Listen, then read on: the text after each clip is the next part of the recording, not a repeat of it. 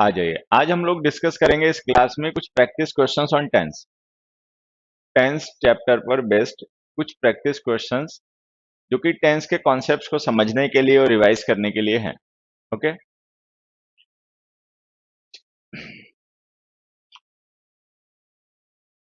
Just a second.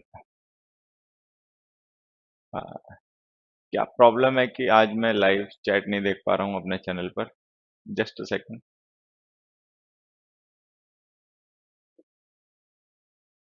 एक minute बच्चों, आप लोग अपना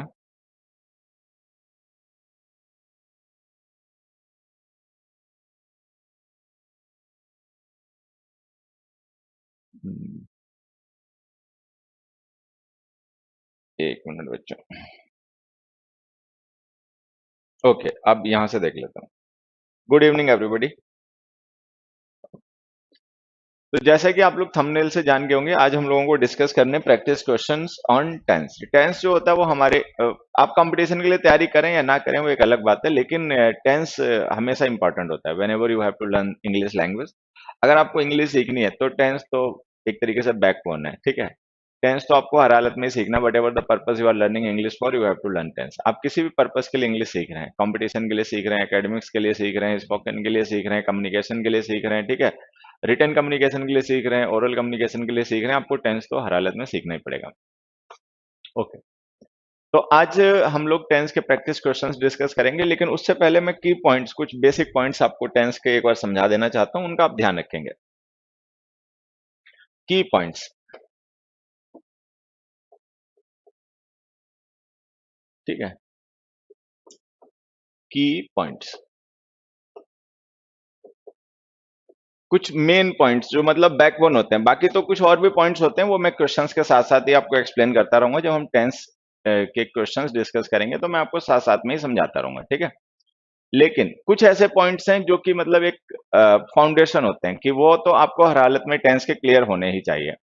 सबसे पहले कुछ मैं की पॉइंट्स यहाँ पे लिख देता हूं, ध्यान से समझे। पहला point, time decides the tense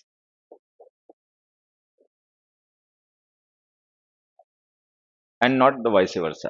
time decides the tense, सबसे पहला पॉइंट है, ठीक है, सबको पता होना चाहिए कि जो टाइम होता है वो टेंस को डिसाइड करता है। बेसिकली होता क्या है, टेंस वर्ब की फॉर्म होती है जो आप यूज करते हो ये शो करने के लिए कि जिस एक्शन के बारे में आप बात कर रहे हो वो एक्शन किस समय में किस स्टेट में हुआ, मतलब उस एक्शन की स्टेट क्या है और वो किस टाइम का, ये बताने के लिए आप टेंस यूज करते हैं। तो टेंस वर्ब की फॉर्म्स होती हैं।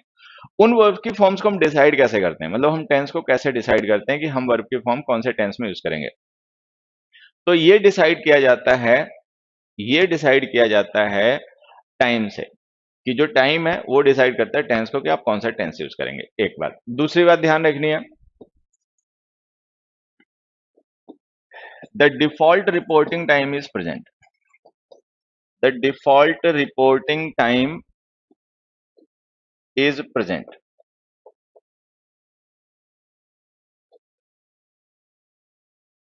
कि किसी भी एक्शन का डिफॉल्ट रिपोर्टिंग टाइम होता है। जब हम किसी एक्शन के बारे में बात कर रहे होते हैं, किसी भी एक्शन के बारे में हम बात कर रहे होते हैं, ठीक है, और तो उसका डिफॉल्ट रिपोर्टिंग टाइम हमेशा प्रेजेंट होता है। रिपोर्टिंग टाइम का मतलब क्या होता है, आप समझना है यहां से। जैसे मैंने एक सेंटेंस लिखा, दे वर रेडी, ठीक है। तो ये जो हमने लिखा ना, दे वर रेडी, कि वो रेडी थे, यहाँ पे वर हमारी वर्ब हो गई, ये पास्ट इंडेफिनिट टेंस हो गया। तो हमें पता कैसे चला कि ये पास्ट है? भाई आप किसी टाइम को अगर पास्ट या प्रेजेंट या फ्यूचर डिक्लेयर कर रहे हो तो उसको किसी दूसरे टाइम से रिलेट भी करना पड़ेगा। जैसे कि आ, ये जो प्रेजेंट पास्ट फ्यूचर जो कॉन्सेप्ट होता है बच्चे, ये कॉन्सेप्ट रिलेटिव होता है कि कोई एक जो टाइम है वो प्रेजेंट है या पास्ट है, वो डिसाइड होता है एक दूसरे टाइम से जब हम उसे रिलेट करते हैं। जैसे कि ये जो हमारा ईयर 2021 चल रहा है, इसको अगर हम अपने प्रेजेंट ईयर 2021 से रिलेट करें तो ये प्रेजेंट है। अगर हम इसको पास्ट ईयर 2020 से रिलेट करें, ठीक है, तो ये फ्यूचर है। और अगर हम इसको फ्यूचर ईयर 2021 में रेफर करेंगे तो ये पास्ट हो जाएगा। तो ये जो 2021 एक ईयर है ना, ये प्रेजेंट है या पास्ट है या फ्यूचर है, ये डिपेंड करेगा इस बात पर कि आप इसका रेफरेंस कहां से दे रहे हो, ठीक है। कि हम इसको कहां से रेफर कर रहे हैं। 2021 की बात अगर हम 2021 में ही करेंगे तो ये प्रेजेंट है। अगर हमने इसकी बात लास्ट ईयर की होगी 2020 में तो ये फ्यूचर था। अगर हम इसके बाद नेक्स्ट ईयर करेंगे 2021 में तब तक ये पास्ट हो जाएगा। तो 2021 प्रेजेंट भी है, पास्ट भी है, फ्यूचर भी है। दैट डिपेंड्स, वो डिपेंड करता है इस बात पे कि आप इसको कहां से रेफर कर रहे हो, टाइम ऑफ रिपोर्टिंग क्या है, किस समय आप 2021 की बात कर रहे हो। 2021 के बाद 2021 में कर रहे हो तो प्रेजेंट है, 2021 के बाद 2022 में कर रहे हो तो पास्ट है, और 2021 के बाद 2019 में कर रहे हो तो ये फ्यूचर है। तो कुल मिला के बात सीधी सी है कि कोई भी टाइम प्रेजेंट है, पास्ट है या फ्यूचर है, इसका डिसीजन हम तब कर पाते हैं जब हमें ये पता चल जाए कि हम उसके बारे में बात कहां से कर रहे हैं, मतलब हम जब बात कर रहे हैं वो टाइम क्या है। तो अगर टाइम मेंशन कर दिया गया हो तो अलग बात है, अगर नहीं मेंशन किया होगा तो हमेशा ध्यान रखना कि डिफॉल्ट रिपोर्टिंग टाइम हमेशा ही प्रेजेंट होता है। ठीक है। अब जैसे हमने यहाँ पे लिखा देवर रेडी, तो हमने ये तो बता दिया कि जिस एक्शन की हम बात कर रहे हैं वो एक्शन पास्ट का है, लेकिन ये पता कैसे चला पास्ट है। ठीक है, तो इसका रिपोर्टिंग टाइम क्या है, यहाँ तो लिखा नहीं कि बात जिसने कही उसने कब कही होगी, तो आप प्रेजेंट मानिए इसे। आप ये मानिए कि बात आज ही कही जा रही है, इस समय ही कही जा रही है। तो किसी भी एक्शन का डिफॉल्ट रिपोर्टिंग टाइम हमेशा प्रेजेंट होता है, ये ध्यान रखना है। टाइम डिसाइड करता है टेंस को, टेंस नहीं डिसाइड करता है टाइम को, ये ध्यान रखना है। एक दो और पॉइंट्स जो आपको ध्यान रखने पड़ेंगे। ठीक है, एक पॉइंट आपको ये ध्यान रखना है कि प्रेजेंट परफेक्ट टेंस जो होता है, प्रेजेंट परफेक्ट टेंस जो होता है इसका टाइम पास्ट प्लस प्रेजेंट होता है। पास्ट का एक्शन होता है जो प्रेजेंट से रिलेटेड हो, उसे प्रेजेंट परफेक्ट टेंस में लिखा जाता है। ये बात स्पेशली ध्यान रखनी है कि जब भी हम कोई एक्शन प्रेजेंट परफेक्ट टेंस में लिखते हैं तो उसका टाइम पास्ट प्लस प्रेजेंट होता है। मान लो कोई भी ऐसा एक्शन होगा जो पास्ट से लेकर प्रेजेंट तक इफेक्टिव है, तो उसको हमें प्रेजेंट परफेक्ट टेंस में लिखना पड़ेगा। आज पता नहीं इसमें क्या प्रॉब्लम हो गई है कि I am not able to see comments, में कमेंट्स नहीं देख पा रहा हूँ बच्चों के। ठीक है, मैं इस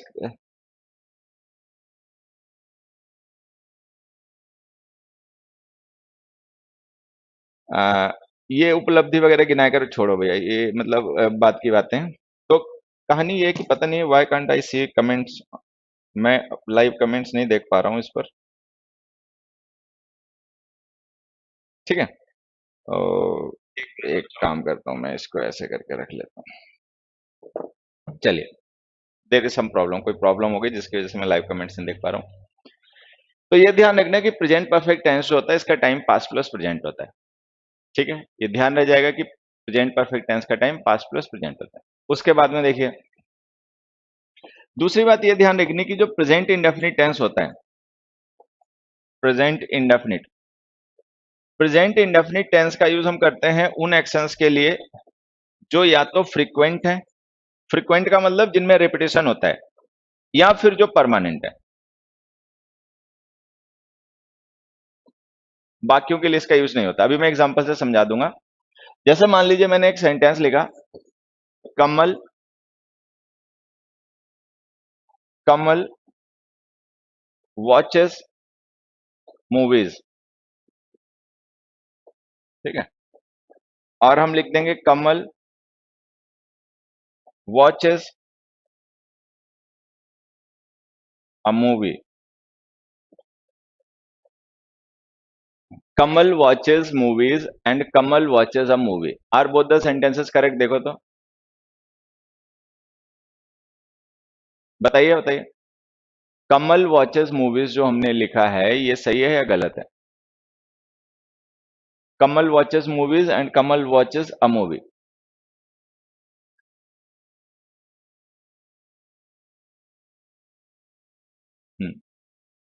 अब नाउ कमेंट्स आर विजुअल, अब मुझे कमेंट्स दिख पा रहे हैं। हाँ, I kept on repairing my bike all day yesterday. बढ़िया, बहुत अच्छी बात। ओके, अब देखिए इसमें पता है क्या, ये हमने प्रेजेंट इंडेफिनिट टेंस लिखा दोनों में, यहां भी यहां भी। ठीक है, यहां पर ऑब्जेक्ट हमने लिखा मूवीज और यहां पर हमने ऑब्जेक्ट लिखा मूवी। तो अब एक चीज समझिए, अगर हम ये कह रहे हैं कमल वॉचेस मूवीज, तो ये इसकी हैबिट हो गई, मूवी देखना उसकी हैबिट हो गई। हैबिट रेगुलर एक्शंस होती हैं, फ्रीक्वेंट एक्शंस होती हैं, जो भी हैबिट्स होती हैं वो रेगुलर और फ्रीक्वेंट एक्शंस होती हैं। तो हमने इसको प्रेजेंट इंडेफिनिट टेंस में लिख दिया, सही है। लेकिन ये जो हमने लिखा कमल वॉचेस अ मूवी, ये हैबिट तो नहीं हो सकती, ये तो एक स्पेसिफिक एक्शन हो गया। क्योंकि यहाँ पर जो हमने लिखा है ना अ मूवी, तो अ मूवी जो है वो एक पर्टिकुलर मूवी है, डेफिनेट नहीं है, इसीलिए हमने आर्टिकल ये लिख रखा है, लेकिन है पर्टिकुलर, कोई एक मूवी वो देख रहा है। तो अगर हम अ मूवी लिख रहे हैं तो आप ये नहीं कह सकते कि ये डेफिनेट ये हैबिट है, ये हैबिट नहीं रहा, अब ये फ्रीक्वेंट एक्शन नहीं रहा, अब ये रेगुलर एक्शन नहीं रहा। तो ध्यान दीजिएगा कि प्रेजेंट इंडेफिनिट टेंस उन्हीं एक्शंस के लिए यूज होता है जो कि फ्रीक्वेंट हो, ठीक है, परमानेंट हो, रेगुलर हो, रिपीटेड हो, जिनमें रेपिटेशन हो। अगर कोई एक्शन ऐसा हो जिसमें फ्रीक्वेंसी नहीं है, रेपिटेशन नहीं है, ठीक है, वन टाइम इवेंट है, तो उसको आप प्रेजेंट इंडेफिनिट टेंस में ना लिखें। प्रेजेंट इंडेफिनिट टेंस जो होता है वो वन टाइम इवेंट्स के लिए नहीं यूज होता, ये मल्टीपल फ्रीक्वेंसी इवेंट है, ठीक है, ये हैबिट है, तो ये हम प्रेजेंट इंडेफिनिट टेंस में लिख सकते हैं। लेकिन एक मूवी देखना जो है वो वन टाइम इवेंट है, वन टाइम इवेंट है, तो ये हम प्रेजेंट इंडेफिनिट टेंस में नहीं लिख सकते। इसके लिए या तो हम लिखेंगे present continuous tense is watching, या हम लिखेंगे present perfect tense has watched. तो ये हमेशा ध्यान देना है कि जो प्रेजेंट इंडेफिनिट टेंस होता है वो उन एक्शंस के लिए यूज किया जाता है जो या तो परमानेंट है या जो मल्टीपल फ्रीक्वेंसी इवेंट्स हैं, मतलब जिनमें मल्टीपल फ्रीक्वेंसीज हैं, रेगुलरिटीज हैं, बार बार रिपीट होते हैं, उनके लिए। अगर कोई एक्शन ऐसा हो जो वन टाइम के लिए इफेक्टिव हो, वन टाइम के लिए ही इफेक्टिव हो, परमानेंट ना हो, ठीक है, तो फिर उसको आप प्रेजेंट कॉन्टिन्यूअस टेंस में, प्रेजेंट इंडेफिनिट टेंस में लिखे, ध्यान रखें। एक एग्जांपल से मैं ये बात और समझा देता हूं। सी, सरल, सरल राइट्स पोएम्स, ठीक है, और डी, सरल राइट्स अ पोएम। चलिए बताइए, दोनों सही है, दोनों ही गलत है? दोनों ही सही हैं बच्चों या दोनों ही गलत हैं? Kamal writes poems and Kamal writes a poem, दोनों सही या दोनों गलत?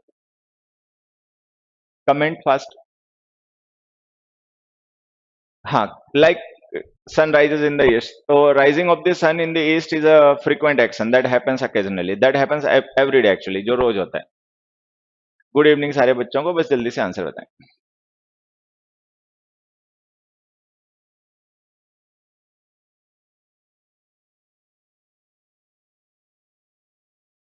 सरल writes poems and Saral writes a poem, are both the statement correct? क्या दोनों ही स्टेटमेंट्स करेक्ट हैं? ये जो दोनों सेंटेंस हमने लिखे हैं बच्चों, सरल writes poems and Saral writes a poem, क्या ये दोनों ही सही हैं या दोनों में से कोई गलत भी है? इनमें से एक गलत है बच्चे, ठीक है, एक गलत है, ये वाला गलत है, ये सही है। अब देखिए हमने क्या किया, ये प्रेजेंट इंडेफिनिट टेंस है, तो प्रेजेंट इंडेफिनिट टेंस जो होता है वो उन एक्शंस के लिए यूज किया जाता है जो एक्शन परमानेंट है या फ्रीक्वेंट है, हैबिचुअल है। अब जैसे हमने लिया कमल राइट्स पोएम्स, कि कमल पोएम्स लिखता है, ये हैबिट हो गई उसकी या उसका जॉब हो गया, तो ये रेगुलर एक्शन हो गया। पोएम्स लिखना जो है वो रेगुलर एक्शन हो गया। मान लीजिए आज उसने एक पोएम लिखी, फिर कल लिखेगा, फिर परसों लिखेगा, so that that keeps happening, वो होता रहता है बार बार, ठीक है, तो ये एक फ्रीक्वेंट और रेगुलर एक्शन हो जाएगा। लेकिन ये जो हमने लिखा सरल राइट्स अ पोएम, ठीक है, ये वन टाइम इवेंट है, क्योंकि एक पोएम आप एक ही बार लिखोगे, दोबारा नहीं लिख पाओगे।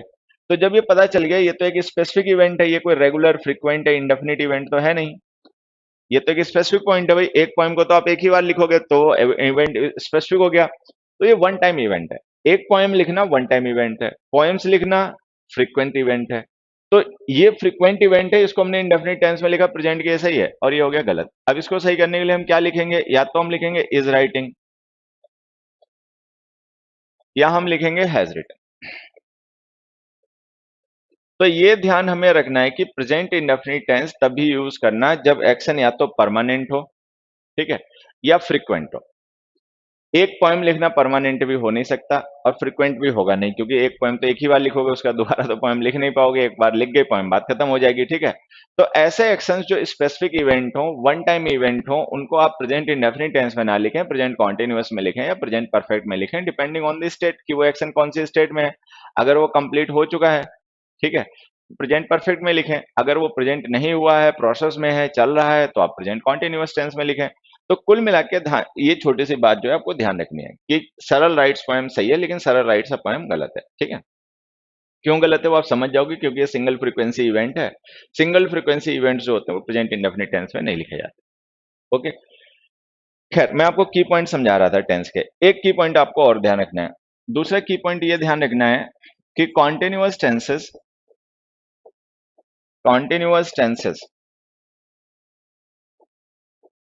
आर यूज्ड फॉर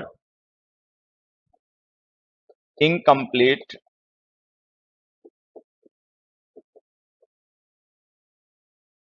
इनकम्प्लीट और टेम्पररी एक्शंस।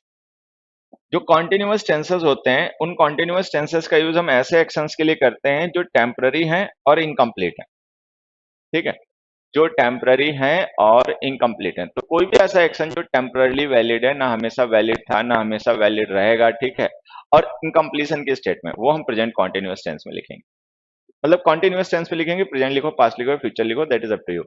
तो जब भी हम कोई कॉन्टिन्यूअस टेंस लिखते हैं तो वो कॉन्टिन्यूअस टेंस हमेशा उन एक्शंस के लिए यूज किया जाता है, ठीक है, जो कि आपका टेम्पररी हो और इनकम्प्लीट हो। चलिए, ये की पॉइंट्स थे। बाकी मैं समझाता रहूंगा क्वेश्चंस के साथ भी, जब हम क्वेश्चन डिस्कस करेंगे तब भी समझाता रहूंगा। आज एक क्वेश्चन से स्टार्ट करते हैं। तो अब हमारे क्वेश्चन से स्टार्ट होते हैं। टेंस के जो और पॉइंट्स होंगे मैं आपको समझाता रहूंगा। अभी जो मैंने आपको पॉइंट्स बताए वो की पॉइंट्स हैं जो आपको पहले से पता होने चाहिए हमेशा। ठीक है, हाँ। कुछ बच्चों को मैं समझा नहीं सकता, उनको एक बात समझ में नहीं आती। एक ही कमेंट अगर आप 10 बार टाइप मारोगे तो ऐसा नहीं कि मुझे कमेंट दिखाई नहीं पड़ रहा है बच्चे, लेकिन मुझे नहीं लगता इस समय उसको बताना जरूरी है। ठीक है, sir please tell me how to improve RC and vocabulary, how to improve RC and vocabulary. और जिस दिन आरसी एंड वोकैब करवा रहे होंगे उस दिन इसको ग्रामर इंप्रूव करनी होगी, जिस दिन ग्रामर समझा रहे हैं उस दिन इसको आरसी एंड पीक्यूआरएस इंप्रूव करने हैं। ठीक है, मतलब जो हो रहा होगा ना उसके साथ नहीं चलेगा, अपना अलग से रास्ता बनाएगा। ऐसे नहीं होता बेटा, है। खुद भटके हुए हो, खुद परेशान हो और दूसरे को भी परेशान कर लेना चाहते हो। ठीक है, तुम्हें जो काम करना चाहिए इस समय वो खुद तुम कर नहीं रहे हो। ठीक है, अब दूसरा चाहते हो कि जो दूसरा अपना काम कर रहा है वो भी ना करे, उसको भी भटका लें। पढ़ा करो। चलिए, his parents have bought a new piece of land in Mathura last year। ये सिंपल क्वेश्चन है।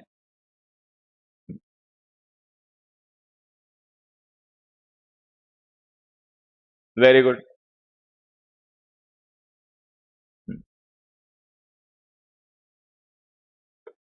Okay okay okay okay okay, तो आंसर आ गया। चलिए देखिए इसका आंसर क्या है बच्चों। अगर ये सेंटेंस केवल इतना हो,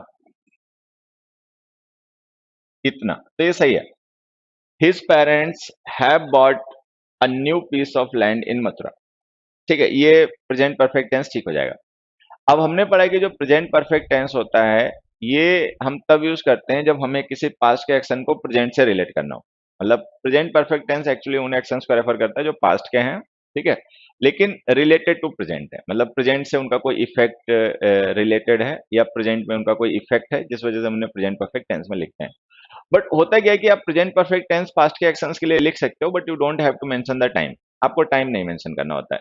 if you mention the time, अगर आप टाइम मेंशन कर देंगे then time decide the tense. तो फिर टाइम जो होता है वो डिसाइड करता है आपके टेंस को कि कौन सा टेंस आपको यूज करना है। तो अगर हम टाइम मेंशन ना करें और केवल इतना लिखें, his parents have bought a new piece of land in Mathura, तो ये सही है। अब हमें अपने कॉमन सेंस से इतना पता है कि ये एक्शन जो हमने प्रेजेंट परफेक्ट टेंस में लिखा है ये एक्चुअली प्रेजेंट का होगा नहीं, ये होगा पास्ट का ही, क्योंकि ये हो चुका इवेंट है तो इसका मतलब पास्ट में हो गया। लेकिन अब प्रेजेंट से ये रिलेटेड है इसलिए हम इसे प्रेजेंट परफेक्ट टेंस में लिख रहे हैं और ये सही है। पास्ट के इवेंट्स को हम प्रेजेंट परफेक्ट टेंस में लिख सकते हैं, ठीक है, अगर टाइम मेंशन ना किया गया हो तो। लेकिन यहाँ पे देखो टाइम मेंशन कर रखा है लास्ट ईयर, तो अगर हमने लास्ट ईयर टाइम लिख दिया तो टाइम पास्ट हो गया। अगर ये टाइम पास्ट हो गया तो जिस टेंस के लिए हम इस टाइम का यूज कर रहे हैं वो टेंस भी पास्ट हो जाएगा। लेकिन हम तो देखें तो प्रेजेंट परफेक्ट टेंस लिख रखा है, तो हमें इसे सही करना है। अब सही करने के लिए हमें क्या करना है, या तो हम इसको पास्ट इंडेफिनिट बनाएं, ठीक है, या तो हम इसको पास्ट इंडेफिनिट बनाएं, ठीक है, या हम इसको क्या करें, पास्ट इंडेफिनिट अगर हम ना बनाएं, ठीक है, या हम इसको पास्ट इंडेफिनिट ना बनाए तो पास्ट परफेक्ट बना दें। तो ध्यान रखना, पास्ट परफेक्ट और फ्यूचर परफेक्ट रिलेटिव कंप्लीशन होते हैं। पास्ट परफेक्ट का और फ्यूचर परफेक्ट का यूज हम तब करते हैं जब कोई एक्शन पास्ट में किसी दूसरे एक्शन से पहले या कोई एक्शन फ्यूचर में किसी दूसरे एक्शन से पहले हो गया हो, तो हम पास्ट परफेक्ट और फ्यूचर परफेक्ट का यूज करते हैं। हमारे पास यहाँ पर चूंकि पास्ट के किसी दूसरे एक्शन का पहले से कोई रेफरेंस है नहीं, ठीक है, तो आप पास्ट परफेक्ट ना यूज करके सिंपल पास्ट इंडेफिनिट यूज करें। मतलब आपका ए पार्ट जो है उसमें मिस्टेक है, अगर हम हैव को रिमूव कर देंगे तो टेंस हमारा सही हो जाएगा। हैव को रिमूव कर देने से क्या है, वो जो बॉट है ना वो वर्ब की सेकंड फॉर्म हो जाएगी और पास्ट इंडेफिनिट टेंस हो जाएगा। His parents bought a new piece of land in Mathura last year, और ये सही हो जाएगा। ठीक है, चलिए नेक्स्ट क्वेश्चन देखें। Don't go outside, it rains cats and dogs there. Rain cats and dogs का मतलब रेन हेवली होता है बच्चों। रेन कैट्स एंड डॉग्स का मतलब रेन हेवली होता है।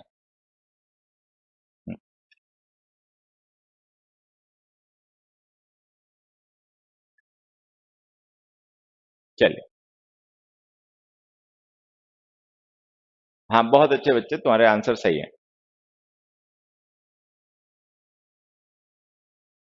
Don't go outside, it rains cats and dogs there.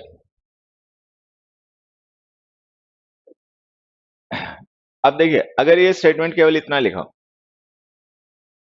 एक मिनट ये कुछ ज्यादा हो गया। अगर ये स्टेटमेंट केवल इतना लिखा तो ये सही हो जाएगा। It rains cats and dogs there. मान लीजिए जैसे कोई प्लेस है, आप लोग जीएस वगैरह में पढ़ते होंगे, जैसे अपने इंडिया में एक जगह है मौसिन राम, ठीक है, तो मौसिन राम में बहुत बारिश होती है और जब भी होती है खींच के होती है, ठीक है। तो हमने कह दिया it rains cats and dogs there, कि वहां तो बारिश बहुत तेज होती है, ठीक है, इट रेन्स हैविली देयर, तो ये सही हो जाएगा, because it is a fact, it is kind of permanent fact, ठीक है। लेकिन जब हम लिख देंगे डोंट गो आउटसाइड, कि बाहर मत जाओ, तो अगर हम किसी से ये कह रहे हैं डोंट गो आउटसाइड, तो इसका मतलब अब हम यहाँ पर बात जनरल नहीं कर रहे हैं, हम बात एक स्पेसिफिक टाइम की कर रहे हैं। जिस समय हम पर्सन को बाहर जाने से मना कर रहे हैं उस समय कोई एक्शन हो रहा है जिसके बारे में बात की जा रही है। तो ये तो स्पेसिफिक इवेंट हो गया, ये इंडेफिनिट तो रहा नहीं, क्योंकि ये उस टाइम से रिलेटेड है जिस समय आप किसी को बाहर जाने से मना कर रहे हो, ठीक है। तो ये स्पेसिफिक इवेंट हो गया। अभी हमने पढ़ा कि स्पेसिफिक इवेंट्स जो होते हैं, जो वन टाइम इवेंट्स होते हैं, उनको हम प्रेजेंट इंडेफिनिट टेंस में नहीं लिख पाते। प्रेजेंट इंडेफिनिट टेंस में वही एक्शंस लिखे जाते हैं जो या तो परमानेंट हो या फिर जो फ्रीक्वेंट हो। लेकिन ये जो हम एडवाइस किसी पर्सन को दे रहे हैं डोंट गो आउटसाइड, की बाहर मत जाओ, तो इसका मतलब हम जनरल एक्शन की बात नहीं कर रहे हैं, हम स्पेसिफिक एक्शन जो उस समय बारिश हो रही है उसकी बात कर रहे हैं। तो ये बारिश होना एक स्पेसिफिक इवेंट है। स्पेसिफिक इवेंट जो होते हैं उनको आप प्रेजेंट इंडेफिनिट टेंस में नहीं, या तो प्रेजेंट कॉन्टिन्यूअस में, प्रेजेंट परफेक्ट में लिखते हैं। तो या तो हम प्रेजेंट परफेक्ट लिखें या हम प्रेजेंट कॉन्टिन्यूअस लिखें। अच्छा, प्रेजेंट परफेक्ट इसलिए नहीं लिख सकते क्योंकि अगर हम प्रेजेंट परफेक्ट लिख देंगे तो इसका मतलब बारिश बंद हो गई है। अगर बारिश बंद हो गई तो हम पर्सन को बाहर जाने से मना नहीं करेंगे, और अगर हम किसी पर्सन को बाहर जाने से मना कर रहे हैं तो इसका मतलब उस समय भी बारिश हो रही होगी। तो आपको यहाँ पे लिखना पड़ेगा कॉन्टिन्यूअस टेंस। तो ये ध्यान देना, जो स्पेसिफिक इवेंट्स होते हैं, वन टाइम इवेंट्स होते हैं, वन टाइम के लिए इफेक्टिव इवेंट्स जो होते हैं, ठीक है, उनको हमेशा ही उनको हमेशा ही प्रेजेंट कॉन्टिन्यूअस या प्रेजेंट परफेक्ट में लिखा करो। वन टाइम के लिए जो एक्शंस इफेक्टिव होते हैं, ठीक है, जो एक्शंस वन टाइम के लिए इफेक्टिव होते हैं या जो एक्शन स्पेसिफिक होते हैं, उनको हम प्रेजेंट इंडेफिनिट टेंस में नहीं लिखते, ये ध्यान रखना। तो इसका आंसर हो जाएगा आपका B part. It rains cats and dogs की जगह लिखना पड़ेगा it is raining cats and dogs, क्योंकि ये एक स्पेसिफिक टाइम की घटना है, ये जनरल या इंडेफिनिट इवेंट नहीं है, एक डेफिनिट इवेंट है, ठीक है। नेक्स्ट देखिए, most Bollywood actors are preferring to avoid being involve in controversies. अब हमने कहा कि ज्यादातर जो बॉलीवुड एक्टर्स होते हैं, ठीक है, वो मतलब प्रेफर करते हैं अवॉइड करना कंट्रोवर्सीज में इन्वॉल्व होना, मतलब वो अवॉइड करते हैं कि मतलब वो ये प्रेफर करते हैं कि अवॉइड करते हैं कंट्रोवर्सीज में उलझना। अच्छा, कुछ ऐसे होते हैं जानबूझ के उलझते हैं जाके, मतलब उनकी आदत होती है कि they want to get involve, उनको जानबूझ के जाके इन्वॉल्व होना होता है कंट्रोवर्सीज में।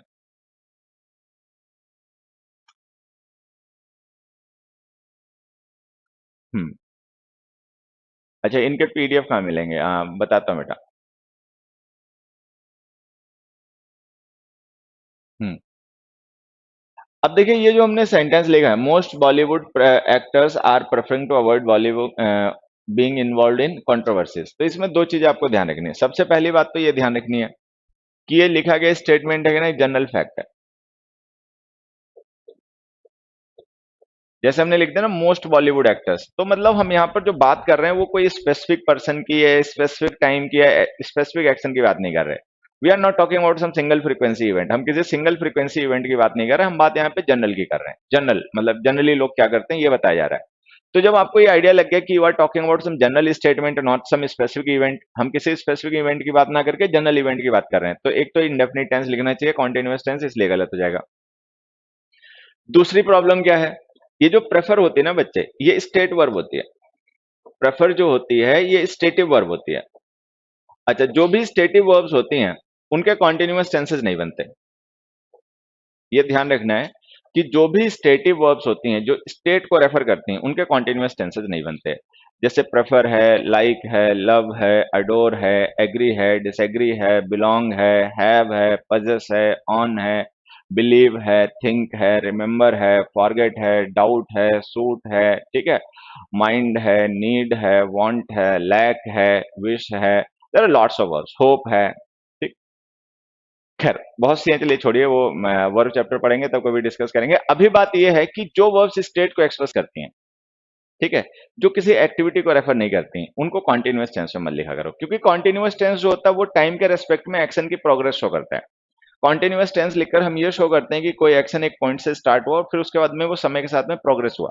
जैसे कि a person is teaching, suppose I am teaching, मैं पढ़ा रहा हूँ, ठीक है, तो मैंने पढ़ाना एक पर्टिकुलर पॉइंट पे स्टार्ट किया होगा और उसके बाद से ये एक्शन टाइम के रिस्पेक्ट में ग्रो करता गया, प्रोग्रेस करता गया, कि पहले मैंने 1 मिनट पढ़ाया, फिर 2 मिनट पढ़ाया, फिर 10 मिनट पढ़ाया, फिर 20 मिनट पढ़ाया, फिर 1 घंटा पढ़ाया और फिर उसके बाद में क्लास एंड कर दी। तो जो कॉन्टिन्यूअस टेंसेस होते हैं, तो कॉन्टिन्यूअस टेंसेस एक्सप्रेस करते हैं progress of event with respect to time. Time के रेस्पेक्ट में एक्शन की प्रोग्रेस को कॉन्टिन्यूअस टेंस शो करते हैं। और कॉन्टिन्यूअस टेंस ये शो करते हैं कि एक्टिविटी एक पॉइंट से स्टार्ट होकर किसी दूसरे पॉइंट पे जाके एंड हो गई, मतलब पहले वो प्रोग्रेस करती रही फिर उसके बाद में एंड हो गई। ये कॉन्टिन्यूअस टेंस का एट्रीब्यूट होता है। अच्छा, जो स्टेटिव वर्ब्स होती हैं वो प्रोग्रेस नहीं कर सकती, क्योंकि स्टेट जो होती है ना वो या तो होती है या नहीं होती है। इधर यू प्रेफर समथिंग और यू डोंट प्रेफर समथिंग, उसमें प्रोग्रेस नहीं हो सकती। एक्टिविटीज समय के साथ प्रोग्रेस करती हैं, स्टेट्स प्रोग्रेस नहीं करती। तो जो स्टेटिव वर्ब्स होती हैं वो कॉन्टिन्यूअस टेंस में नहीं लिखी जाती। ये जो प्रेफर हमने वर्ब लिखे ना बच्चे, ये स्टेटिव वर्ब है, इसको कॉन्टिन्यूअस टेंस में नहीं लिख सकते, इसको इंडेफिनिट टेंस में लिखो, प्रेफर। तो इसको ऐसे लिखो, most Bollywood actors prefer to avoid being involved in controversies. तो इसमें हमारा कौन सा पार्ट हो गया गलत? बी। तो इस क्वेश्चन का आंसर हो गया बी। ठीक है, नेक्स्ट देखिए। नेक्स्ट क्वेश्चन है, the referee had shown the player the yellow card first, then he showed him the red card. इसका आंसर तुम लोगों को अपने आप बताना है। 10 सेकेंड का टाइम, अपने बोर्ड में टाइमर वगैरह नहीं है, ऐसे देख लेना अपनी घड़ी से। ये जो हमने एक्शन लिखा ना बच्चे, the referee had shown the player the yellow card first, then he showed him the red card, फिर उसने बाद में उसको रेड कार्ड दिखाया। How to correct this statement, मतलब हमें ये पता करना है इस स्टेटमेंट में कौन सा पार्ट गलत है और जो गलत है हम उसको कैसे सही करें। ठीक है, पार्ट ए गलत है, the referee had shown, part B गलत है, the player the yellow card first, या पार्ट सी गलत है, then he showed him the red card.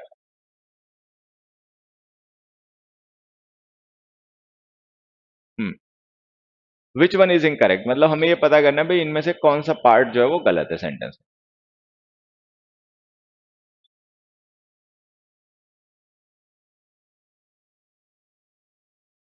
आप सर ऑफलाइन क्लास में तेज पढ़ाते हैं या स्लो? हाँ, ऑफलाइन क्लास में तो पढ़ाते हैं, तेज स्लो तो बच्चों अपने हिसाब से देखते होंगे। तेज पढ़ाते हैं या स्लो पढ़ाते हैं बेटा, वो तो बच्चे बताएंगे, हम तो बस पढ़ा देते हैं। हाँ, गुड। चलिए चलिए चलिए, बढ़िया। हाँ, आप सर ऑफलाइन, हाँ, ठीक। लाइव क्लास कब चलता है? बेटा ये लाइव क्लास ही हो रही है, रात को 9 बजे होती है अपनी लाइव क्लासेस। देखिए मैं आपको बताता हूँ इसमें करेक्शन क्या है। सबसे पहले जैसे मैं समझा रहा हूँ वैसे समझना एक बार। देखिए, ये जो हमने हेड्स ऑन लिखा है ये पास्ट परफेक्ट टेंस है, ठीक है, और ये जो शोड लिखा है ये पास्ट इंडेफिनिट टेंस है। हमने पढ़ा कि जब पास्ट में कोई एक एक्शन किसी दूसरे एक्शन से पहले होता है, जब पास्ट में कोई एक एक्शन किसी दूसरे एक्शन से पहले होता है तो हम उसे पास्ट परफेक्ट टेंस में लिखते हैं, यही पढ़ा है। पास्ट परफेक्ट टेंस को कहा जाता है past of past. Past perfect tense को क्या कहा जाता है? पास्ट परफेक्ट टेंस को कहा जाता है पास्ट ऑफ पास्ट, कि जब कोई एक्शन पास्ट में किसी दूसरे एक्शन से पहले हो तो जो पहले होता है हम उसे पास्ट परफेक्ट टेंस में लिखते हैं। अब देखिए यहां पर क्या हुआ, यहाँ पे लिखा the referee had shown the player the yellow card first, कि जो रेफरी ने सबसे पहले तो प्लेयर को येलो कार्ड दिखाया, ठीक है, मतलब येलो कार्ड एक तरीके से मतलब ये इंडिकेटर हो गया कि you have done some foul. Then he showed him the red card, फिर रेड कार्ड दिखाया। तो पहले ये काम हुआ, फिर ये काम हुआ। जो पहले हुआ वो पास्ट परफेक्ट में, जो बाद में वो पास्ट इंडेफिनिट में हमने लिख दिया, ऐसे ही किया। बट अब यहाँ पे एक नया पॉइंट है जो आपको समझना है अगर पहले से नहीं पता है। काफी बच्चे ये रहते हैं कि वो ये माने बैठे होते हैं कि पास्ट में कोई एक्शन किसी दूसरे एक्शन से पहले हुआ तो हम पास्ट परफेक्ट में लिख देंगे, लेकिन एक्चुअली पास्ट परफेक्ट टेंस जो होता है वो तभी हम यूज कर पाते हैं जब हम पास्ट में बैक जाएं। सपोज ये हमारी टाइमलाइन है और ये प्रेजेंट है, ठीक है, इधर सब पास्ट है, इधर सब फ्यूचर है। अब देखो होता क्या है कि जब फ्यूचर के किसी पॉइंट से और पास्ट के किसी पॉइंट से हम बैक किसी एक्शन को रेफर करें तो हमें फ्यूचर परफेक्ट और पास्ट परफेक्ट यूज करने पड़ते हैं। मतलब जब हम प्रेजेंट से बैक जाएंगे किसी पॉइंट पे तो ये पास्ट हो जाएगा, और जब हम उससे भी पास्ट जाएंगे तो ये पास्ट ऑफ पास्ट हो जाएगा। तो पास्ट ऑफ पास्ट का मतलब ये होता है कि हम पास्ट के किसी एक पॉइंट से बैक चले गए किसी दूसरे पॉइंट पे, तो पास्ट परफेक्ट टेंस का यूज हम तब करते हैं जब हम पास्ट में बैक जाएं। अच्छा, फ्यूचर परफेक्ट का यूज कब करते हैं ये भी समझ लेना। फ्यूचर परफेक्ट का यूज हम तब करते हैं जब हम फ्यूचर के किसी पॉइंट से पहले हुए किसी घटना को रेफर करें तो फ्यूचर परफेक्ट यूज करते हैं। अब क्या होता है कि पास्ट में एक तो सीक्वेंस ये हो गया कि आप पास्ट में बैक चले गए तो ये पास्ट ऑफ पास्ट हो गया। अच्छा, दूसरा सीक्वेंस ये होता है कि आप पास्ट के किसी एक पॉइंट से बैक ना जाके आगे चलते चले गए, ठीक है। पहले मान लीजिए इवेंट ए हुआ, फिर इवेंट बी हुआ, फिर इवेंट सी हुआ, फिर इवेंट डी हुआ, फिर इवेंट ई हुआ। अब इनमें कहीं पे ना पास्ट परफेक्ट नहीं यूज हो पाएगा। पास्ट परफेक्ट तभी यूज होता है जब हम पास्ट के किसी पॉइंट से बैक जाके किसी दूसरे एक्शन को रेफर करें। अगर हम पास्ट के किसी पॉइंट से लगातार आगे बढ़ते रहें तो फिर हर जगह हमें पास्ट इंडेफिनिट टेंस लिखना पड़ेगा, फिर हमें कहीं पे पास्ट परफेक्ट टेंस नहीं यूज करना है। ये ध्यान रखना है, ये मेन बात है जो आपको ध्यान रखनी है कि पास्ट परफेक्ट टेंस तभी यूज करें जब आप पास्ट के किसी पॉइंट से बैक इनटू पास्ट चले जाएं, ठीक है। और अगर आप बैक इनटू पास्ट नहीं जा रहे हैं, पास्ट के किसी एक पॉइंट से आगे कंटिन्यू मूव करते जा रहे हैं, तो फिर पास्ट परफेक्ट टेंस वहां पे नहीं यूज होगा। कुल मिला के ये ध्यान रखना है कि जो सीरीज होती है इवेंट्स की वो पास्ट इंडेफिनिट टेंस में लिखी जाती है। हमें ध्यान यहाँ पर ये रखना है कि जो इवेंट सीक्वेंस में हुए होते हैं, सीक्वेंस में इस तरीके से, तो भले ही इस तरीके से पास्ट में 100 इवेंट्स हुए हों, वो सारे के सारे पास्ट इंडेफिनिट में लिखे जाएंगे। ये सारे इवेंट्स जो है ना, ये सारे के सारे पास्ट इंडेफिनिट टेंस में लिखे जाएंगे। पास्ट परफेक्ट टेंस पता है कब लिखा जाएगा? पास्ट, ये तो सारे पास्ट इंडेफिनिट में लिखे जाएंगे। पास्ट परफेक्ट टेंस तब लिखा जाएगा जब हम पास्ट के किसी एक पॉइंट से बैक चले जाएं। तो जब हम पास्ट के एक पॉइंट से बैक चले जाएंगे ना, तो फिर पास्ट ऑफ पास्ट बनेगा टाइम, और फिर हम पास्ट परफेक्ट टेंस का यूज करेंगे। ये पॉइंट हमें ध्यान रखना है कि पास्ट परफेक्ट टेंस का यूज तभी करें when you go back into past.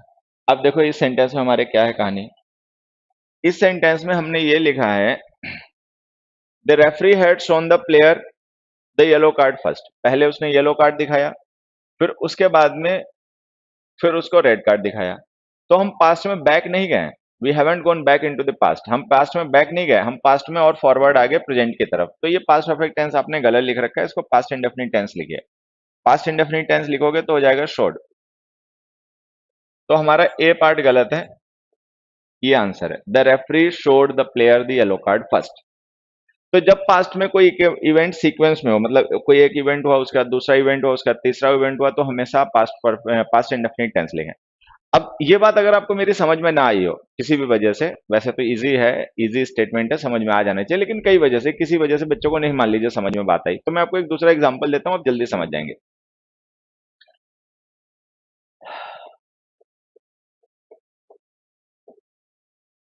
ठीक है, ये समझने क्या है। बच्चा सोचेगा ये मैथ का क्वेश्चन लिख दिया, ठीक है, हालांकि लग रहा होगा सब मैथ का क्वेश्चन है, बट एक्चुअल में हमने इसको इंग्लिश समझने के लिए लिखा है। मान लीजिए आपने कोई शॉर्ट स्टोरी पढ़ी, कोई स्टोरी आपने पढ़ी, और स्टोरी जैसा कि पता है ये पास्ट इंडेफिनिट टेंस में लिखी गई होती है। स्टोरीज जो होती हैं बच्चे वो पास्ट इंडेफिनिट टेंस में लिखी जाती हैं।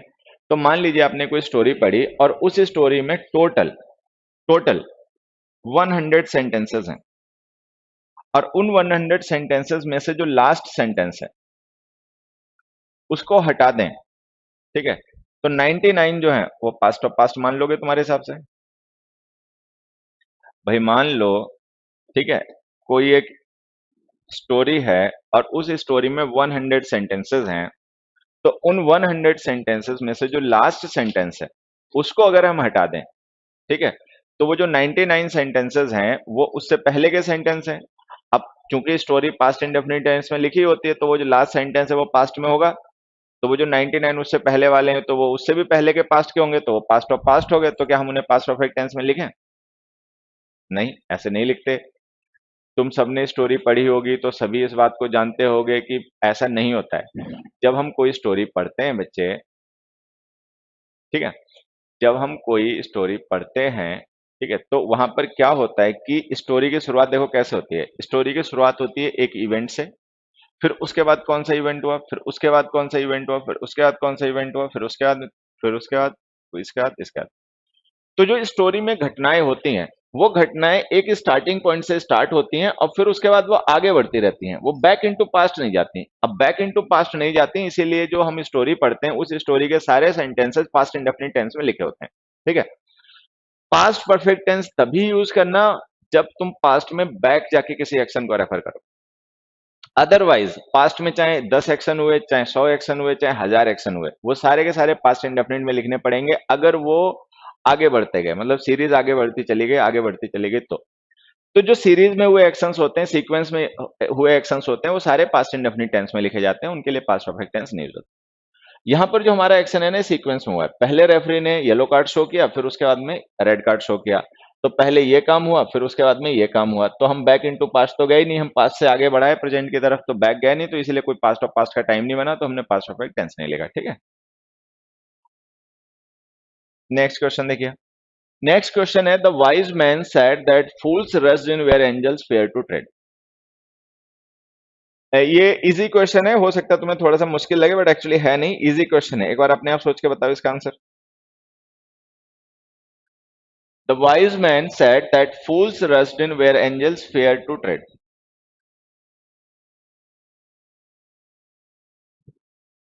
समझ में आ गया? बढ़िया, बहुत अच्छी बात है, फिर समझ में आ गया। देखो बेटा, ये जो अब क्वेश्चन दिख रहा है ना बोर्ड पे, एक बार इसका आंसर बताओ।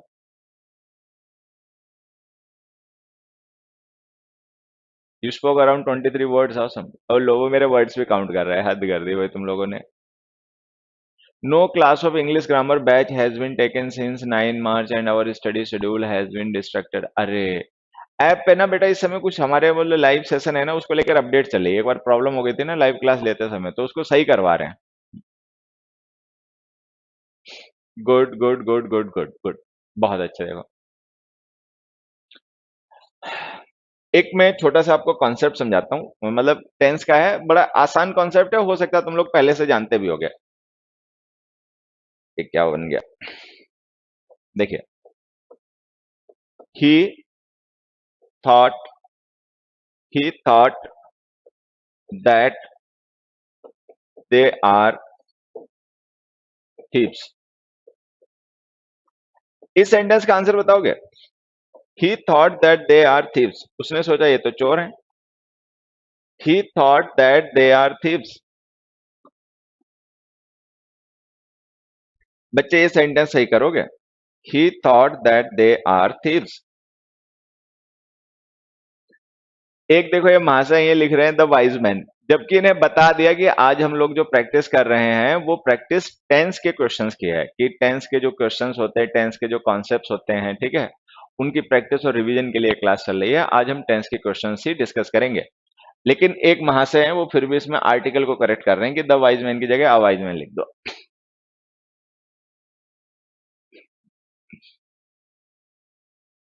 हाँ,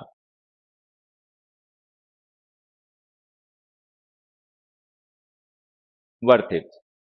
साफ नहीं दिख रहा? देखो यहां पर समझना, ही थॉट जो हमने लिखी है ये मेन क्लॉज है। ही थॉट जो हमने लिखी है ना बच्चे, ये मेन क्लॉज है। ये दिख रहा है कि नहीं दिख रहा है? मेरे हिसाब से लाइट कलर है, शायद नहीं दिख रहा होगा, देखता हूँ एक बार बोर्ड पे, पहले सामने आता है। He thought that they were thieves, sorry they are thieves. तो ही थॉट मेन क्लॉज हो गई। उसके बाद में ये जो हमने लिखा दैट दे आर थीव्स, ये सबऑर्डिनेट क्लॉज हो गई, ये सबऑर्डिनेट क्लॉज हो गई। ये ध्यान रखना है। अब एक छोटा सा पॉइंट है टेंस का, मुझे लगता है आप में से ज्यादातर बच्चे बात जानते होंगे, ठीक है। कि अगर हमारी मेन क्लॉज का एक्शन पास्ट हो, जैसे यहाँ पे थॉट जो हमने लिखा ना पास्ट है, अगर हमारी मेन क्लॉज का एक्शन पास्ट हो तो जो हमारी सबऑर्डिनेट और कोऑर्डिनेट क्लॉजेस होती हैं उनका भी टेंस पास्ट हो जाता है। तो हमें लिखना पड़ेगा ही thought that they were thieves. He thought that they were thieves. बेटा मैं देखो लिख देता हूँ, असल में कलर जो पिंक हमने चूज कर लिया ना, ये पिंक लाइट कलर है, दिखता नहीं है। मैं दूसरे कलर से लिख देता हूँ, इससे देखो ही थॉट जो हमने लिखा ना, ये मेन क्लॉज है, ये हमारी मेन क्लॉज है। और ये जो हमने लिखा दैट कंजंक्शन के साथ में, ये सबऑर्डिनेट क्लॉज है।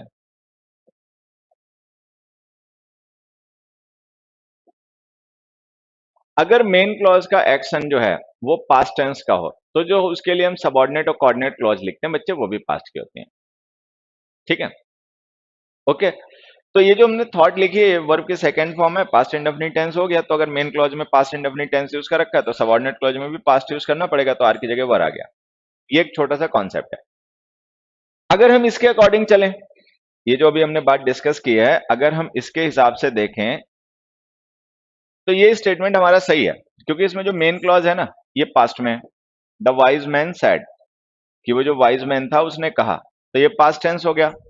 फिर जो ये हमारी सबऑर्डिनेट क्लॉज है, ये भी देखो हमने पहले से ही पास्ट में लिख रखी है। तो अगर मेन क्लॉज हमारी पास्ट में हो, जैसे कि यहां पर है, तो सबऑर्डिनेट क्लॉज भी पास्ट में होनी चाहिए, जैसे कि हमने लिख रखी है रश्ड इन। रश्ड इन का मतलब तेजी से दौड़ते हुए, दंदनाते हुए जाना। बट इसमें एक प्रॉब्लम है। प्रॉब्लम ये है कि ये जो हमने सबऑर्डिनेट क्लॉज लिखे ना बच्चे, ये एक प्रोवर्ब है। ये जो हम सबऑर्डिनेट क्लॉज यहाँ पे लिख रहे हैं, fools rushed in where angels fair to tread, ये एक प्रोवर्ब है। ठीक है, देखो इस प्रोवर्ब का मीनिंग अगर तुम लोग जानते हो तो ठीक है, ठीक है, नहीं जानते हो तो मैं बता देता हूं। इसका मीनिंग ये है कि जो फूल्स होते हैं, मतलब हिंदी वाले नहीं, इंग्लिश वाले जो फूल्स होते हैं, ठीक है, एक ऐसी जगह जहां पर मतलब बुद्धिमान आदमी, एंजल्स का मतलब होता है काबिल, समझदार, एक्सपीरियंस लोग, वो जिस काम को करने से हिचकते हैं, मूर्ख आदमी ना वो दनादन जाके करता हुआ है, मतलब कॉन्फिडेंस का तो उसमें कूद पड़ता है जाके। तो इसका मतलब ये है कि जिस काम को समझदार आदमी करने से बचता है, करने से सोचता है, हिचकता है, ठीक है, बेवकूफ आदमी उसको बड़ा कॉन्फिडेंस के साथ में और जल्दी से करता है जाके। ये इसका मतलब है। मतलब उनमें कैलकुलेशन नहीं कर पाते ना कि जो करने जा रहे हो इसका रिजल्ट क्या होगा, लेने के देने पड़ जाएंगे, वो कुछ हिसाब किताब नहीं लगाते, सीधे टूट पड़ते हैं जाके काम में। बाद में पता चलता है अरे ये तो लेने के देने पड़ गए, नहीं करना चाहिए था। ठीक है, तो कहानी ये है कि जो प्रोवर्ब्स होती हैं, जो यूनिवर्सल फैक्ट्स होते हैं, वो हमेशा ही प्रेजेंट टेंस में लिखे जाते हैं, और वो भी प्रेजेंट इंडेफिनिट में, भले मेन क्लॉज पास्ट में हो या ना हो। तो यहां पर हमारी मेन क्लॉज पास्ट में है, लेकिन जो सबऑर्डिनेट क्लॉज है उसको प्रेजेंट टेंस में लिखना पड़ रहा है। सबऑर्डिनेट क्लॉज को प्रेजेंट टेंस में इसलिए लिखना पड़ रहा है बच्चे, क्योंकि जो हमने सबऑर्डिनेट क्लॉज में एक्शन लिखा है ना, वो वो एक प्रोवर्ब है। तो ये जो प्रोवर्ब्स होते हैं इनका तुम्हें स्पेशली ध्यान रखना पड़ेगा, ठीक है, कि प्रोवर्ब जो है वो हमेशा प्रेजेंट इंडेफिनिट टेंस में लिखनी है, भले ही आपकी मेन क्लॉज पास्ट में हो या ना हो। अब मैं इस बात को ना एक एग्जांपल से और समझा देता हूं, उससे समझना। हमने एक सेंटेंस लिखा, दे said that the man is dead. ठीक है, और that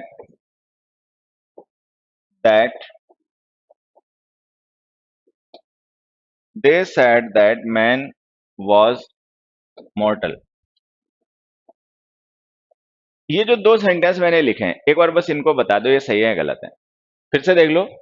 they said that the man is dead, they said that man was मॉर्टल।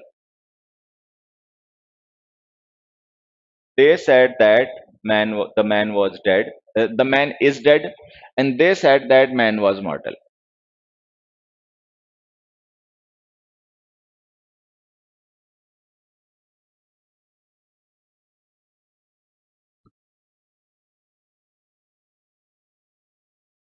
हाँ बच्चे, टॉपिक से हटके कमेंट कर रहा हूं। मैं आपका वीडियो दिन भर में 4 बार देखता हूं, इतना मजा इंग्लिश सीखने में कभी नहीं आया। भाई बहुत अच्छी बात है। असल में तुमने अपनी फ्रीक्वेंसी मेरे साथ में सेट कर लिया, मैच कर गई तुम्हारी फ्रीक्वेंसी हमारे साथ में। तो एक बार जो खो गया हमारे साथ, फिर वो खो ही जाता है, फिर वो भूल जाता है बाकी सब कुछ देश दुनिया इधर उधर की। ठीक है, और जब तक खो नहीं जाते हो तब तक थोड़ा सा टाइम लगेगा।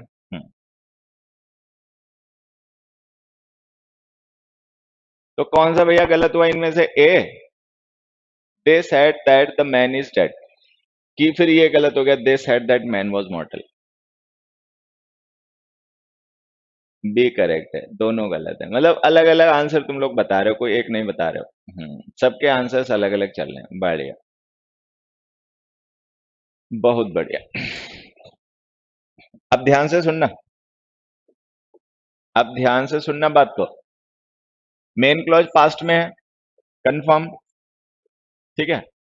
अब ये जो सबऑर्डिनेट क्लॉज में हमने एक्शन लिखा है, man was मॉर्टल the man is dead, इसमें समझना होता क्या है कि जब हम मैन लिखते हैं वर्ड, तो मैन का मतलब होता है मैन काइंड। मैन काइंड का मतलब इंसान, human race.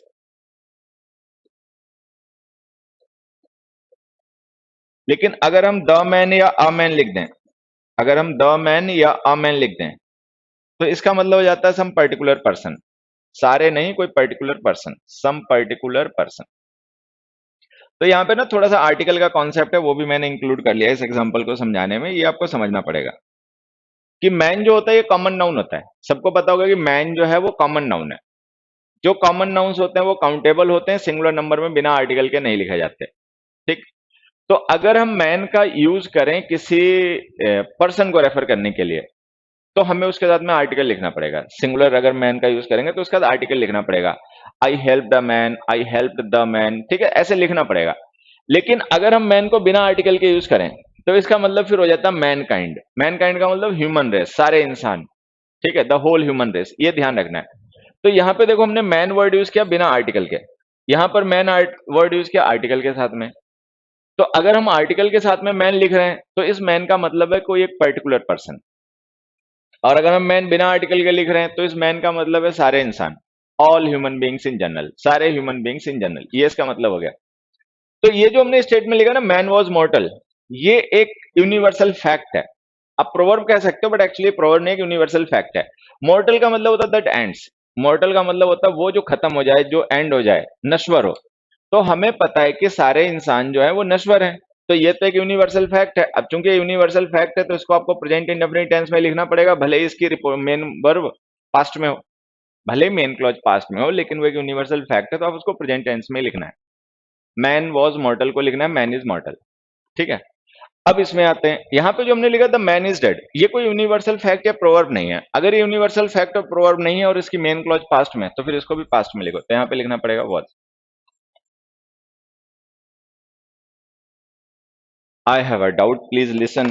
I can't listen बेटा, मैं सुन नहीं सकता, मैं बस पढ़ सकता हूँ। तुम कमेंट करोगे, जो तुम चैट बॉक्स में कमेंट लिखोगे, मैं उसको पढ़ पाऊंगा, ठीक है। अभी ऐसी कोई व्यवस्था यहाँ पर है नहीं कि जो तुम कहोगे वो मैं सुन पाऊं,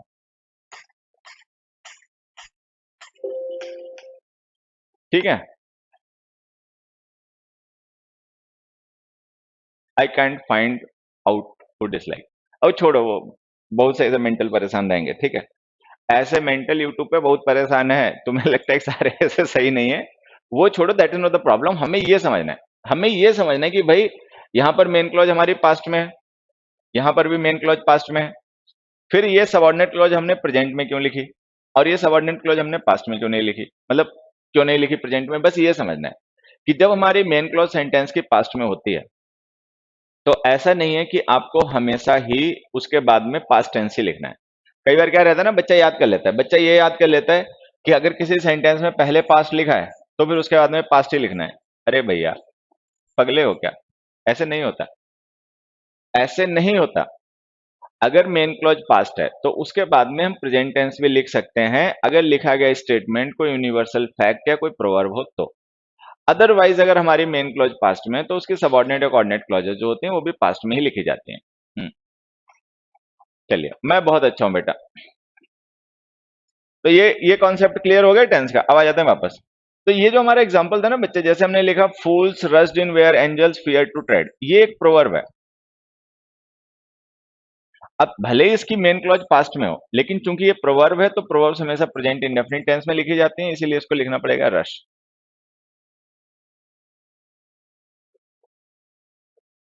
यहां तक आगे चलिए, नेक्स्ट क्वेश्चन पर बढ़ते हैं हम लोग। Question number 6, I have never heard such an interesting short story in my whole life. चलिए, अब ये सेंटेंस पढ़िए और बताइए which part of the sentence is incorrect. I have never heard, ये इनकरेक्ट है। सच एन इंटरेस्टिंग शॉर्ट, ये incorrect है। Story in my whole life, ये इनकरेक्ट है। Which of these statements is not correct. मतलब ये सेंटेंस एक लिखा है, इस सेंटेंस में आपको ये पता करना है कि what is the problem. Tense हम पढ़ रहे हैं, ये ध्यान रखना, मतलब दिमाग में बात रखना है कि जो भी एरर रिलेटेड होगा वो टेंस से रिलेटेड होगा, ठीक है।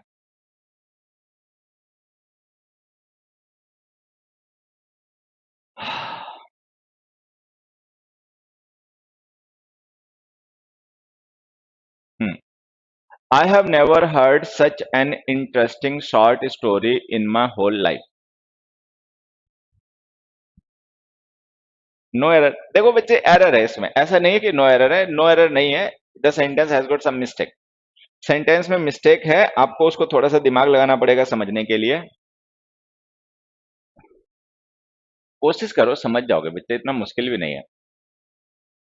हमें इंग्लिश नहीं आती है, हमें इंग्लिश सीखनी पड़ती है बच्चे, इंग्लिश आती किसी को भी नहीं है। मतलब आप सोचो कि इंग्लिश चल के आपके पास आएगी, ठीक है, तो ऐसा नहीं होता है। You have to make efforts for that, आपको उसके लिए एफर्ट्स करने पड़ते हैं, आपको उसके लिए कोशिश करनी पड़ती है।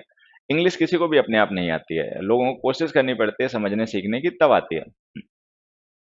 So you are saying nothing new, आप कुछ नया नहीं कह रहे हैं।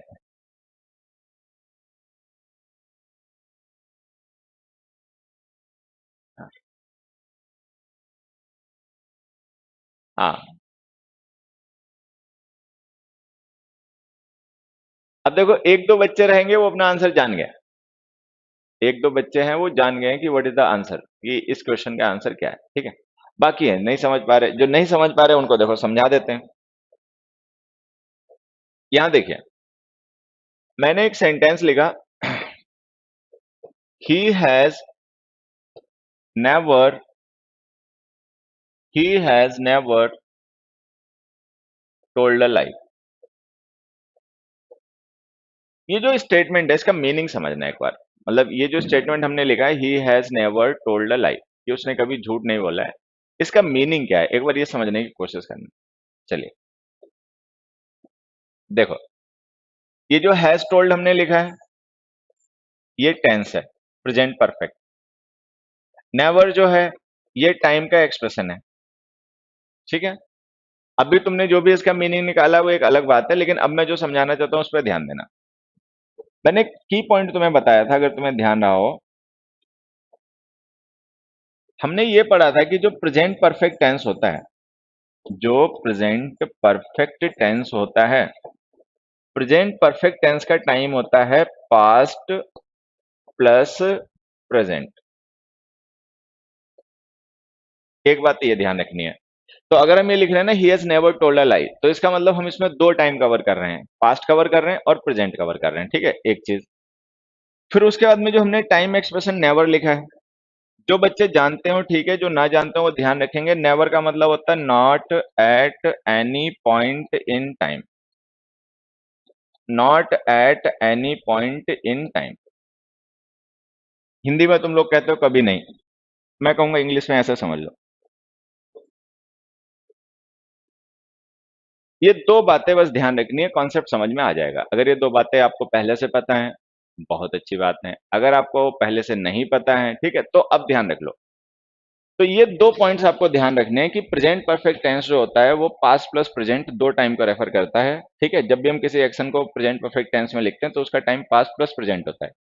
और नेवर जो हमारा एडवर्ब ऑफ निगेशन है, मतलब एडवर्ब ऑफ फ्रीक्वेंसी होता है, एक्चुअली नेगेटिव वर्ड होता है, इसका मतलब होता है not at any point in time, ठीक है। ये बातें समझ में आ गई। अब मुझे लगता है ये क्वेश्चन जो मैं आपको समझाऊंगा वो समझ में आ जाएगा। हमने लिखा he has never told a lie, तो हैज नेवर टोल्ड जो है ये टाइम हो गया present, past plus present. Has told जो है प्रेजेंट परफेक्ट टेंस है, तो इसमें पास्ट और प्रेजेंट दो टाइम हो गए। अच्छा, नेवर का मतलब हो गया नॉट, ना कभी पास्ट में ना कभी प्रेजेंट में, तो नेवर लिख देने से प्रेजेंट परफेक्ट टेंस में क्या हुआ, पास्ट भी नेगेटिव हो गया और प्रेजेंट भी नेगेटिव हो गया। तो इसका मतलब ये हो गया कि इस पर्सन ने पास्ट से लेकर प्रेजेंट तक जब हम बात कर रहे हैं कभी झूठ नहीं बोला। इसका मतलब ये हो गया कि the person has never told a lie का मतलब ना इसने कभी पास्ट में झूठ बोला, ना कभी इसने प्रेजेंट में झूठ बोला, ठीक है, ये इसका मीनिंग हो गया। अब मैं यहां पर एक दूसरा सेंटेंस लिखता हूं, मान लीजिए हमारा सेंटेंस ए था, अब मैं एक सेंटेंस लिख देता हूं B. He has never told a lie before. He has never told a lie before. फिर से समझना, एक सेंटेंस है he has never told a lie, एक सेंटेंस है he has never told a lie before, एक में बिफोर ऐड हो गया, ठीक है। अब देखो इससे फर्क क्या पड़ेगा ये समझना। एक मिनट बच्चों। अभी जो हमने हैज टोल्ड लिखा है ये प्रेजेंट परफेक्ट टेंस है, ठीक है। और नेवर जो हमने लिखा है ये टाइम है। लेकिन इस बार नेवर के साथ में हमने एक टाइम एक्सप्रेशन और भी लिख दिया, बिफोर। बिफोर का मतलब अर्लियर होता है, बिफोर का मतलब होता है अर्लियर, पहले। ओके, तो अगर हम ये लिख रहे हैं ही has never told a lie before, तो इसमें जो टेंस हमने लिखा वो प्रेजेंट परफेक्ट है। तो प्रेजेंट परफेक्ट का मतलब क्या हो गया? प्रेजेंट परफेक्ट का मतलब हो गया पास्ट प्लस प्रेजेंट, ठीक है। नेवर का मतलब क्या हो गया? Not an any point in time, कभी भी नहीं, ना पास्ट में ना प्रेजेंट में। लेकिन ध्यान देना हमने नेवर के साथ बिफोर लिख रखा है, तो अगर हम नेवर बिफोर लिख रहे हैं तो इसका मतलब हो गया नेवर अर्लियर, कि इसने एक काम पहले कभी नहीं किया है। पहले कभी नहीं करने का मतलब पास्ट नेगेटिव हो गया, कि इसने पास्ट में कभी झूठ नहीं बोला, लेकिन प्रेजेंट में जरूर बोला होगा। ये दोनों एक्सप्रेशन है ना, इनका डिफरेंस समझना है आपको, इन दोनों का डिफरेंस समझना है आपको। ये समझना है कि अगर हम प्रेजेंट परफेक्ट टेंस में केवल नेवर लिखें, ठीक है, और अगर हम प्रेजेंट परफेक्ट टेंस में नेवर के साथ में बिफोर लिखें, तो दोनों के मीनिंग अलग अलग हो जाते हैं। जब हम प्रेजेंट परफेक्ट टेंस में नेवर लिखते हैं तो वो जो नेवर का नेगेटिव मीनिंग होता है ना, वो पास्ट को भी नेगेटिव कर देता है और प्रेजेंट को भी नेगेटिव कर देता है। तो इसका मतलब वो जो एक्शन प्रेजेंट परफेक्ट टेंस में हमने नेवर के साथ लिखा है ना, वो कभी प्रेजेंट में हुआ ना कभी पास्ट में हुआ। लेकिन अगर हम नेवर के साथ बिफोर लिख दें प्रेजेंट परफेक्ट टेंस में, तो वो जो नेवर होता है वो केवल पास्ट को नेगेटिव करता है, पास्ट नेगेटिव हो जाता है और प्रेजेंट पॉजिटिव रह जाता है।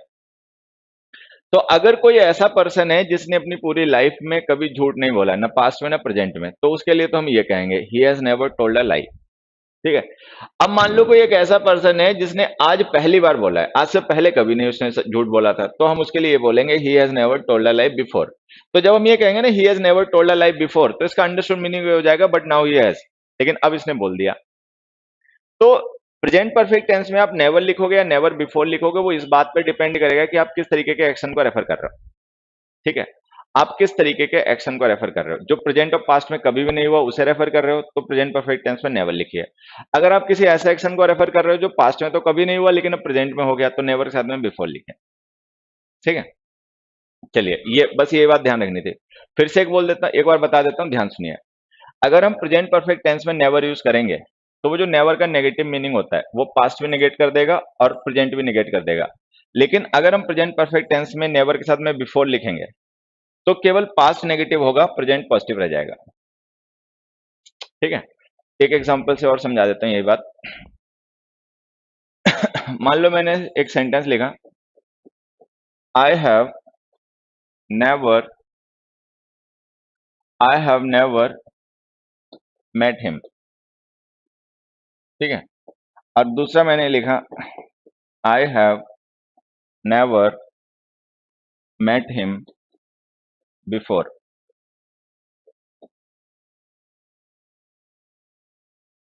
ठीक है। अब इसको ऐसे समझना, जो मैं समझाने की कोशिश कर रहा हूं ना, उस बात को आप ऐसे समझना। मान लीजिए हम किसी पार्टी में गए, वहां पर कोई एक पर्सन मुझसे मिला, ठीक है। बातचीत करने लग गया कि भाई आप यूट्यूब पे पढ़ाते हो, आप मुखर्जी नगर में पढ़ाते हो, मैंने आपका वीडियो देखा, मेरा फ्रेंड आपके यहाँ पढ़ा, आपसे पढ़ा, बातें कर रहा था। मान लीजिए वो मुझसे ऐसे कुछ बातें करने लग गया, ठीक है। तो मैंने भी उससे 2 मिनट बात कर ली कि भाई चलो ये पर्सन मिल गया, जानता है हमें, ठीक है। तो मतलब जैसे बस ऐसे ही उसने बातें करनी शुरू की, तो मैं हमने भी उसकी एक दो बातों का जवाब दे दिया और 1-2 मिनट उससे बात कर ली, ठीक है। अब मेरा कोई दोस्त आया मेरे से और उसने पूछा कि भाई आप इन्हें जानते हो क्या, पहले भी मुलाकात हो चुकी है। अब मैं क्या कहूँ उस पर्सन से जिसने मुझसे ये पूछा कि भाई आप तो बड़े घुल मिल के आपस में बातचीत कर रहे हो, क्या एक दूसरे को पहले से जानते हो, पहले कभी मिले हो? तो अब बताओ उसको क्या कहें हम, क्या कहूं मैं उससे? मैं उससे ये कहूं I have never met him, या मैं उससे ये कहूं I have never met him before? Comment fast.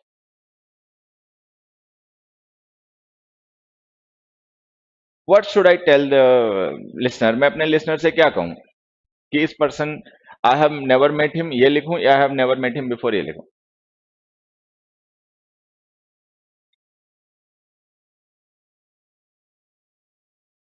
Example आ गया बेटा, अब तुम आंसर करो ना, यू आंसर द क्वेश्चन, मेरे क्वेश्चन को आंसर करो। सेकंड, तो मुझे उससे सेकंड कहना पड़ेगा। सेकंड क्यों कहना पड़ेगा? क्योंकि अब तो मैं उससे मिल ही चुका हूं। I have never met him before का मतलब but now I have met him, लेकिन अब मैं उससे मिल चुका हूं, तो इसका मतलब ये हो जाएगा but now I have met him. तो अगर कोई ऐसा एक्शन हो जो पास्ट में कभी ना हुआ हो लेकिन प्रेजेंट में हो गया हो, तो हम प्रेजेंट परफेक्ट टेंस में नेवर के साथ बिफोर लिखेंगे। नेवर के साथ बिफोर लिखने से क्या होता है कि पास्ट नेगेटिव हो जाता है, प्रेजेंट पॉजिटिव हो जाता है। अच्छा, और अगर हम ये लिखेंगे I have never met him, तो I have never met him जो हम बात कह रहे हैं, ये हम किसी ऐसे पर्सन के बारे में कह रहे हैं जिससे ना तो हम कभी पास्ट में मिले ना प्रेजेंट में मिले। तो अगर हम ये लिख देंगे I have never met him, तो इसका मतलब इस पर्सन से हम पास्ट में या प्रेजेंट में कभी भी नहीं मिले, बस उसका नाम सुना है, ठीक है, उसको अभी तक मिलना नहीं हुआ। और लिख दें I have never met him before, तो इसका मतलब पास्ट में कभी नहीं मिले लेकिन अब प्रेजेंट में मिल चुके हैं। ठीक है, पॉइंट समझ में आ गया? तो आज अपने क्वेश्चन पे वापस आते हैं। तो हमारा क्वेश्चन जो हम डिस्कस कर रहे थे वो ये था, I have never heard such an interesting short story in my whole life. चलो आंसर बता दो, अब तो मुझे लगता है बता सकते हो। अब मुझे लगता है कि इस क्वेश्चन का आंसर जो है वो तुम लोग बता पाओगे। I have never heard such an interesting story in my whole life.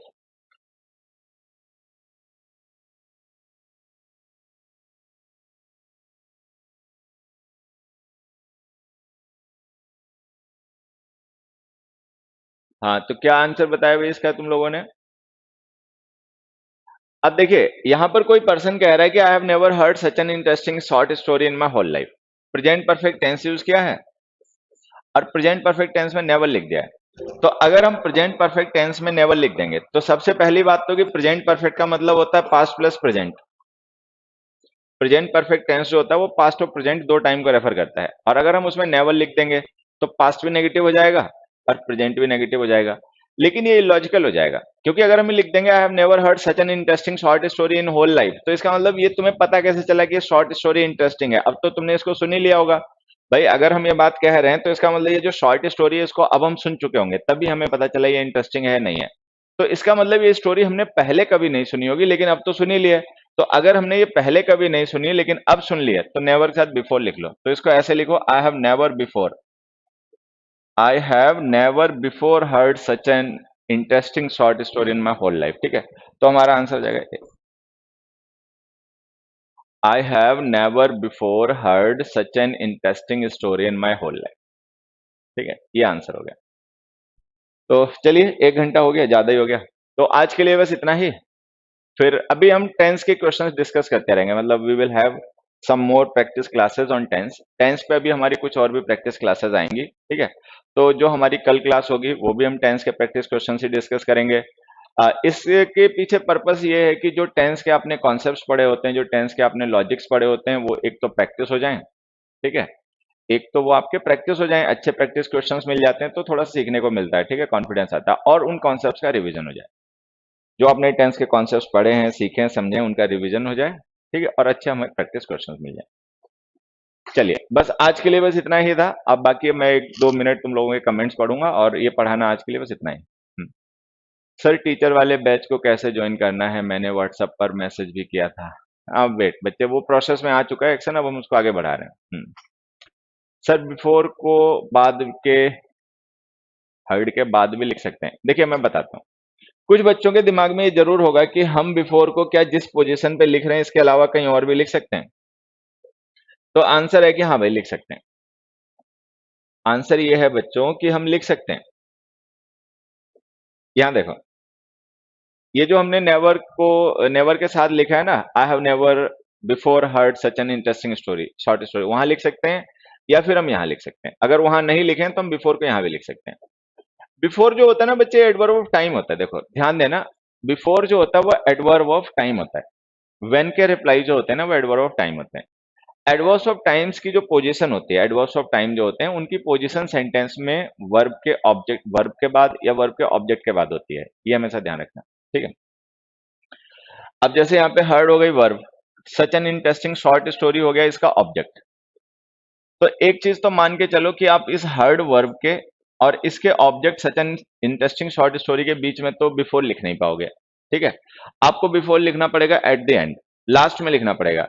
होता क्या है कि जो बिफोर यूज होता है ना, नेवर को कॉम्प्लीमेंट करता है। तो अगर हम नेवर के, हमें ये बिफोर नेवर को कॉम्प्लीमेंट करने के लिए एक्चुअली यूज करना है।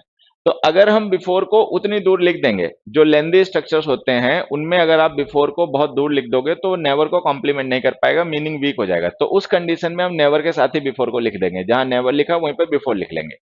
रह गई बात, आपने ये पूछा कि हम हर्ड के बाद बिफोर लिख सकते हैं, तो आंसर है कि नहीं लिख सकते, क्योंकि हर्ड जो है ये वर्ब है, such an interesting short story इसका ऑब्जेक्ट है। वर्ब और उसके ऑब्जेक्ट के बीच में एडवर्ब्स नहीं यूज किए जाते, ये ध्यान रखना, वर्ब और उसके ऑब्जेक्ट के बीच में एडवर्ब्स नहीं यूज किए जाते। ठीक है, चलिए next please, past subjective conditional. हाँ बिल्कुल बच्चे, अभी जैसे हमने टेंस से स्टार्ट किया, तो टेंस के बाद में फिर मूड हो गया, कंडीशनल हो गया, इनके भी प्रैक्टिस क्वेश्चंस हम लोग डिस्कस करेंगे।